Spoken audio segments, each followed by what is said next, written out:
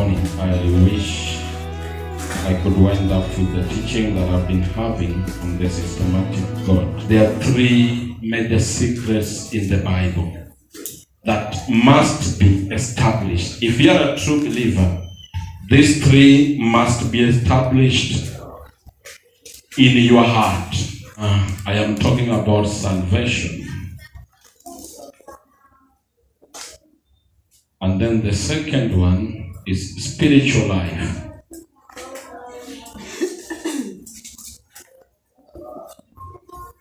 Which some they call faith life.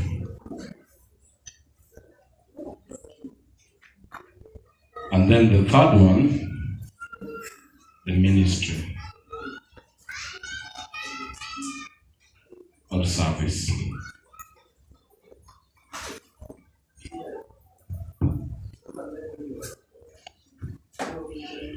For a true believer, these three things must be clearly established in your heart. They must be clearly established in your heart if you're a true believer. And you know, this thing, they go systematically. You cannot live a spiritual life unless you are saved. The problem we have in the church today is we have many sinners in the church who are trying to live spiritual life. A sinner cannot live a spiritual life. No matter how much you struggle, a sinner will never live a spiritual life. Because he doesn't know anything to do with spiritual things. And that is the biggest problem we have in the church today. That's the biggest problem we have in the body of Jesus Christ today. That the church is full of sinners trying to live spiritual life. It can never happen. It can never happen. That is why you hear many people, they say, Christ is my personal Savior, but they are sinners. I am a sinner. So I am struggling. I am struggling. Nangangana. That is what they say. Nangangana. Ili nifanye mapenzi ya Mungu. So they cannot live spiritual life because they are sinners. So God is so systematic that only someone who is saved can live spiritual life. And then someone who is living his faith life can be used for the work of the gospel. Someone who is living his spiritual life can be used for the work of the gospel. So that is how systematic God is. And when you are talking about salvation, many people, they think salvation as a feeling. But I said that salvation is a creation.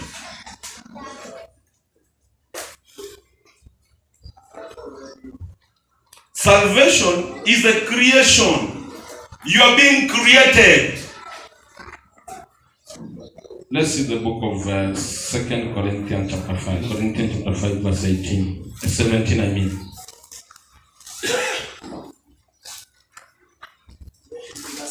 Yes. Hata imekuwa mtu akiwa ndani ya Kristo, amekuwa kiumbe kipya.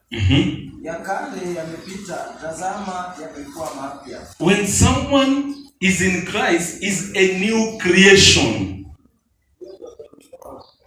He becomes a new creation. In fact, he is created new.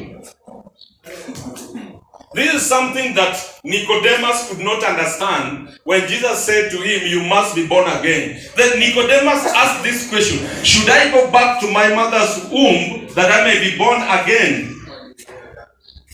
But the Bible says when one is in Christ, is a new creation. The old has passed away. He cannot be associated with the old. He has no connection with the old because he has become a new creation. He has been created new inside of Jesus Christ. So salvation is not a feeling. Salvation is not emotional. Salvation is real. It is a creation that can never be destroyed. Praise the Lord. Normally I ask this question. If you have a child, how can this child stop being your child? Is there any way this child can stop being your child? No matter what he does. Bwana asifiwe. I have my 2 children. If one of them kills another, will that one stop being my child? It can never. So, literally, there's no way my child can stop being my child. The same way, when you are created new inside of Jesus Christ, there's no way you can stop being a child of God. Never. No matter what you do. I know there are people who are preaching that there's backsliding. You can backslide and go back to Satan. That is a lie. Salvation can never be revoked. Salvation can never be destroyed. You can have a wicked child. Praise the Lord. Amen. You can have a wicked child. The only thing can happen is that you can regret. But it can never stop being your child. You can regret. You can be ashamed. But it can never stop being your child. No way. The same way, salvation can never be destroyed. If indeed you receive salvation, it is a creation. It is not a feeling. It is not emotional. Praise the Lord. Let's see the book of Ephesians. Ephesians chapter 2 verse 10. Tu kazi yake tuliumbwa katika Kristo Yesu. Tuliumbwa. We were created in Christ. You were created in Christ. Uliumbwa katika Kristo. Just the same way a child is being created in the womb of a mother. Nobody understands. Ama nani anaweza niambia how the child is being created in the womb? The scientists can try to figure out. But at the end of it, you can question the knowledge of the scientists. It is too difficult to understand how a child is created in the womb. The same way, it is very difficult to understand how you are being created inside Jesus. You can struggle in many ways to understand. But the Bible says you are created in Christ.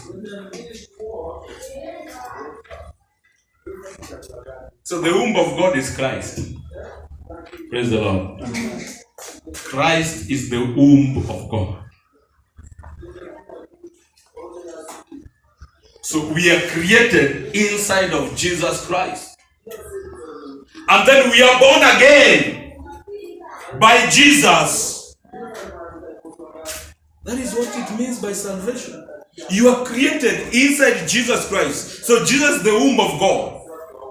And then you are born again by Jesus. The same way a child is created in the womb of a mother and then is born through the mother. The same way you are created in the womb of Jesus and you are born through Jesus. That is why you are born again by Jesus Christ. And the book of Peter says, you've been born by the incorruptible seed, which is the word of God. When you talk about that seed, you are talking about Jesus Christ. Because John says, in the beginning was the Word. The Word was with God and the Word was God.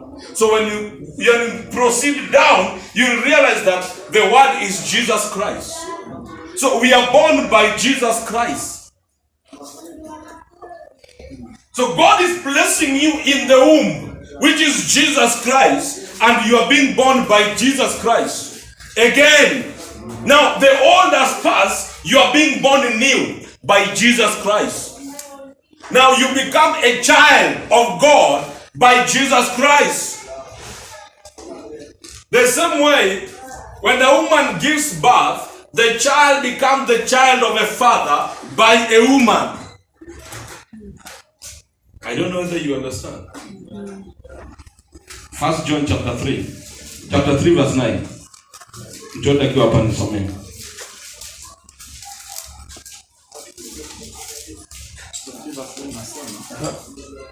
Kwa sababu uzao wake wakaa ndani yake, wala hawezi kutenda dhambi kwa sababu amezaliwa kutokana na Mungu. Hata kitaka. Bwana Yesu asifiwe. That is the word of God. Hata kitaka hawezi. I hope you can understand this. You know, my child can misbehave. My child can do bad things. But hata akitaka, he can never stop being my child. Hata akitaka, he can never. Aondoke aenda ishi na mtu. No problem. The Bible says, my seed remains in him. Hata aende akae wapi. That is what the Bible says. He cannot. He cannot, even if he wants, he cannot sin. In other words, he cannot change the seed in him. I cannot change the seed in me even if I want.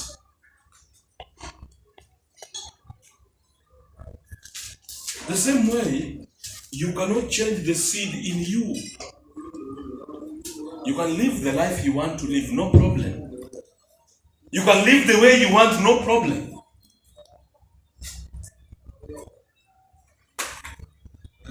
Praise the Lord. God cannot change you from being his son, because he cannot remove that seed in you. Atapambana na hali yako. Praise the Lord. Hata Mungu atapambana na hali yake. But the only one thing you need to know, if you bring shame to God, God will eliminate you.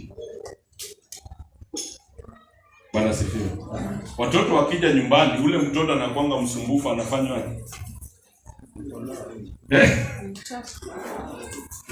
Bwana sifiwe. Wageni wakija nyumbani, ule mtoto anakuanga msumbufu, anafanywa nini? Anatolewa nje. He is being removed from the scene because anaweza leta aibu. So anatolewa nje mpaka wageni watoke. The same way, when you become a problem to God, He will remove you. Atakuondoa. That is why another scripture says, when Paul is writing to the Corinthians, anawaambia, deliver such a one to Satan for the destruction of the flesh. Mwili haribiwe, inamaanisha akufe, but the soul will be saved. Because there's no way soul can be changed, because the soul is carrying the seed of God. So atauliwa mwili. Hii maisha unayoishi katika mwili utauliwa, ili uondoke uende upumzike. Because in real sense, when after we receive salvation, we need to go to heaven. But tumebakishwa hapa ili tuendelee na kazi, as we do the work. Lakini kama hiyo kazi imekushinda na badala ya kufanya kazi unamwaibisha Mungu, atakuondoa. Basi wewe kuja upumzike. Maana kazi imekushinda. Kuja upumzike. That is why wakati alipofuata Elijah kule kwa wilderness, akauliza Elijah, what are you doing here? Elijah akamwambia, watu wote wamegeukia Baali, mimi peke yangu ndiye nimebaki. Akamwambia Elijah, you are a liar. That is not true. Then akamwambia, basi fanya hivi, go back. Ukifika pale, anoint Elisha to take your place, because it's time for you to come. Yeah, you have to come back. Because umeanza kufuata moyo wako. Ni nani alikwambia wewe peke yako nimebaki? Praise the Lord. So, if you are not going to live for the glory of God after receiving salvation, the salvation can never be taken away from you, but you will die. Because God will kill you. Because you are becoming ashamed. So God will kill you. God will remove you. Wakati ameestablish Saul, anataka Saul afanye kazi yake, lakini Saul anamwaibisha. Akatuma Samuel, enda kwa nyumba ya Yese, nimepata mtu mwingine wa kuchukua sehemu ya Saul.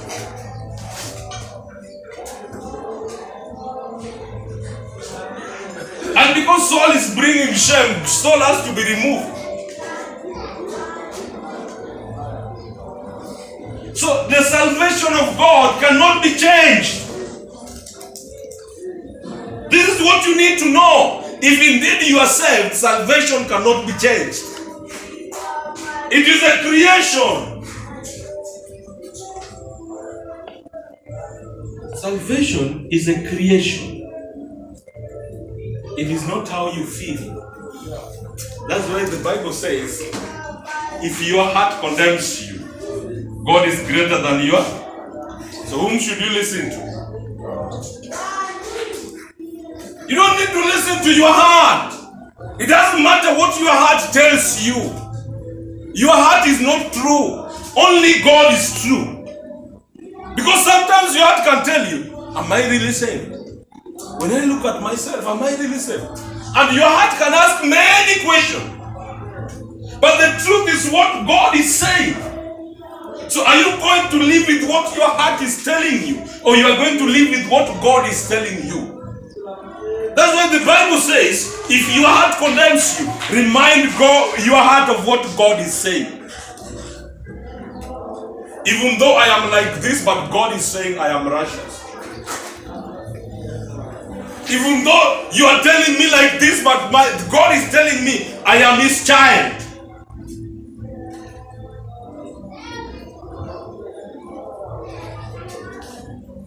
Let's read the book of Romans chapter 11. Romans chapter 11, verse 25 to 29. Praise the Lord. You know, Apostle Paul is telling the Romans, I don't want you to be ignorant of this thing. Because this is a mystery. I don't want you to be ignorant of this mystery. I don't care what people think. But I don't want you to be wise in your own opinion. I don't want you to be ignorant of this mystery. Because the blindness in part has happened to the Israelites. It is just a blindness in part.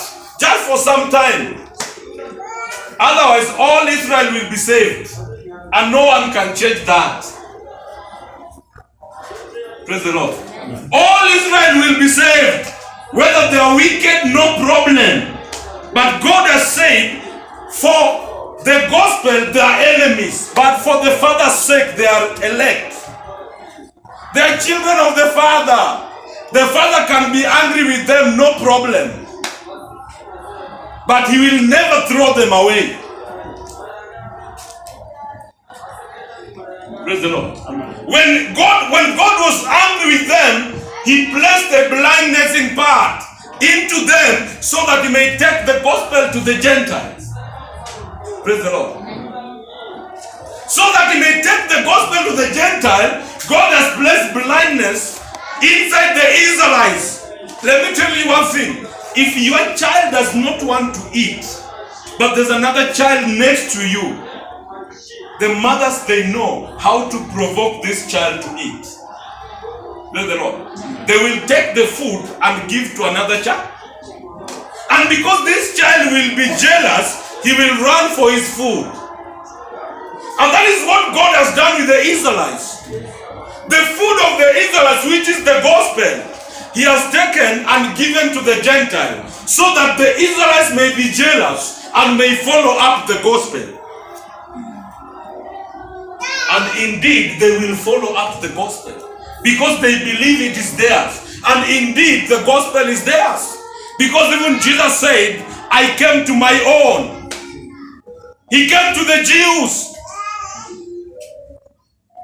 Kuna mama mwingine alimwambia, I cannot take the children's food and give to the dog.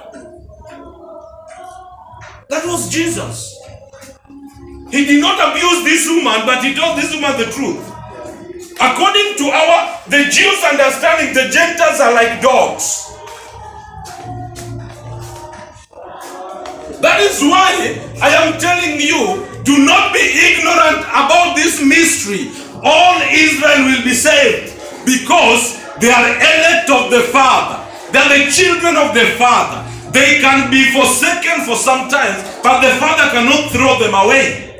That is why all those who have received salvation enter into the family of the Israelites. All the Gentiles who receive salvation will enter inside the family of the Israelites. And that is why all of us will be saved. All of us will be saved. Those who have received salvation, all the Gentiles, they have entered inside the genealogy of the Jews. They have entered inside the genealogy of Israel. No matter what happened, the seed cannot be removed. That is why verse 29 says, the calling and the election of God is irrevocable. You cannot revoke. Verse 29. Mwalimu nisomee kwa Kiswahili. Kwa sababu karama za Mungu hazina majuto, wala mwito wake hazina majuto. It is irrevocable. Praise the Lord. The calling of God is irrevocable. Even God cannot revoke it. That is why you have to know that salvation is a creation. Salvation is a creation.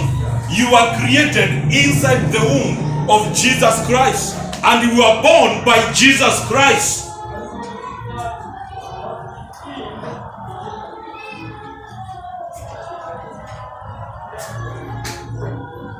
Here too, Romans chapter 11, some verse 16. Tena malimbuko yakiwa matakatifu. Yes.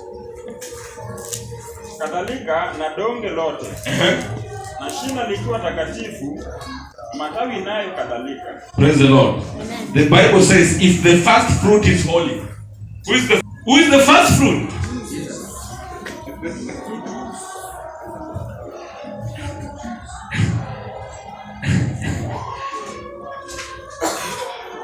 The lamp is also holy, and if the root is holy, so are the branches. Praise the Lord.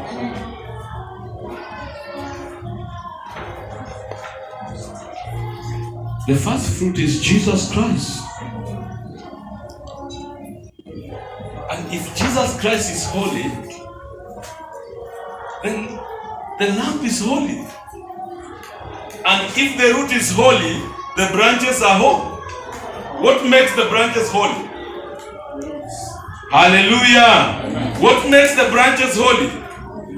The root. It is not the branches' holiness. It is the holiness of the root. What does it feel? The holiness of the root makes the branches holy. So it doesn't matter how the how the branch looks like, as long as the branch is connected with the root. The holiness of the root becomes the holiness of the branch.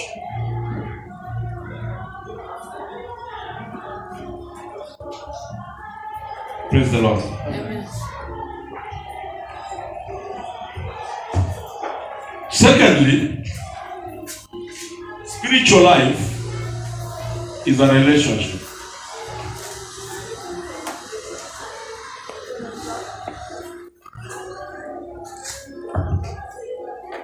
After you've received salvation, God wants to build a relationship with you. What God is looking for is a relationship with you. God wants to have a relationship with you. Let us look at the book of John chapter 10, verse 14. John chapter 10, verse 14. And they know me. Praise the Lord. So the two know each other. The two know each other. Jesus knows me and I know Jesus. Those who are mine, I know them and they know me. You cannot be in a relationship with someone you don't know. Praise the Lord. You cannot be in a relationship with someone you don't know. For you to be in a relationship, the two must be able to know each other. And God, after salvation, God wants us to have a relationship with Him. That is why anaambia Musa, may you build me a sanctuary that I may dwell with the Israelites. So God wants to dwell with the Israelites. Ndio maana akaambia Musa, build me a sanctuary so that I may dwell with these people. The sanctuary was erected in the midst. When you study about the tabernacle, you realize that the tabernacle is the shadow of Jesus Christ. And the gate of the tabernacle bears 4 colors, which represent the 4 gospels. It means you cannot enter inside the tabernacle unless you pass through the gospel. You cannot enter inside Jesus Christ until you pass through the gospel. You cannot be saved until you pass through the gospel. And then when you pass through the gospel, you enter inside Jesus Christ. When you enter inside Jesus Christ, you are going to meet with God. Because God is inside of Jesus Christ. The same way God was inside the tabernacle, He wanted to dwell with the Israelites. So God is inside of Jesus Christ. So when you enter inside Jesus Christ through the gospel, you are going to meet with God. So that is the relationship that God wants to build with you, that He may dwell together with you. When you listen to the name of Jesus Christ, the first name is Jesus, which means Savior, and the second name is Emmanuel, which means God with us. So God wants to save you. After saving you, God wants to dwell together with you. God wants to live with you. To live together with you, to build a relationship with you, to build a life with you, to build a family with you.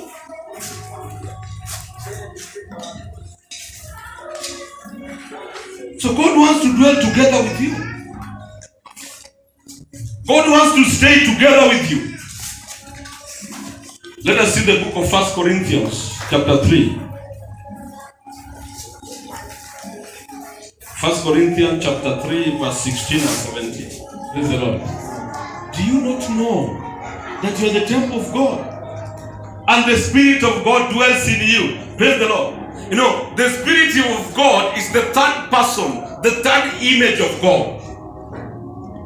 We have God the Father, God the Son, and God the Holy Spirit. So the Bible says, do you not know that you are the temple of God and the Spirit of God dwells in you? In other words, God is dwelling in you through the Spirit. Because the Spirit is God. The Spirit is God. So God is dwelling in you. God is living inside of you because He wants to build a relationship with you.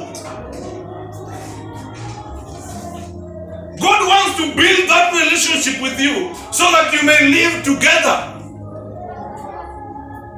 Fellowshipping together, sharing everything together.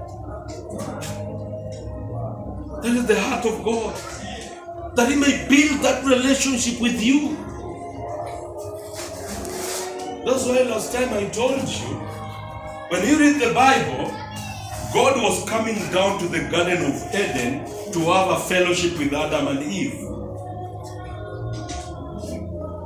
It was a frequent life of God to come down to the Garden of Eden to have a fellowship with Adam and Eve. That is why the last time the Bible reveals to us that God came as he used to do, but he could not find Adam and Eve. Then he was wondering, Adam, where are you? I have come, but I cannot find you. Where are you? Then Adam said, we heard you. Kumbe Adam could hear when God arrives. When God was arriving in the garden, Adam could hear.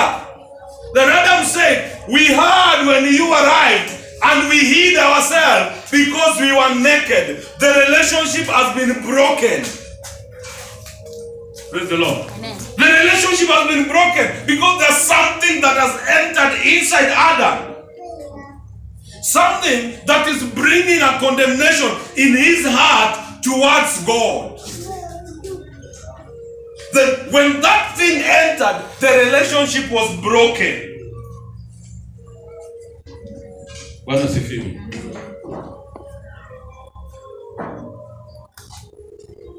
When God came down, he met with Abraham. But the Bible says he had a plan for Sodom and Gomorrah. And he wanted to leave. But the heart of God was disturbed. Can I hide what I want to do to Abraham? Because Abraham and God, there's been a relationship has been built. There's a relationship that has been built in them. That God became uncomfortable. How can I hide this from Abraham? I cannot hide this from Abraham. Then he came back and he told Abraham, I'm going to Sodom and Gomorrah. I want to do this, this, and this. May your relationship with God grow to an extent that God cannot hide you anything. May your relationship with God grow to an extent that God is comfortable to share with you even his secret things. Then we can see a conversation between these two. Our God, what if you found Russia's people in that land? That is why Jesus said, I no longer call you servants, but I call you friends. Because a servant does not know what the master is doing, but a friend knows. God wants to build a relationship with us to an extent that we reach to a position where we are friends. And then we can see what a friend we have in Jesus. What a friend we have in Jesus. All our sins and griefs to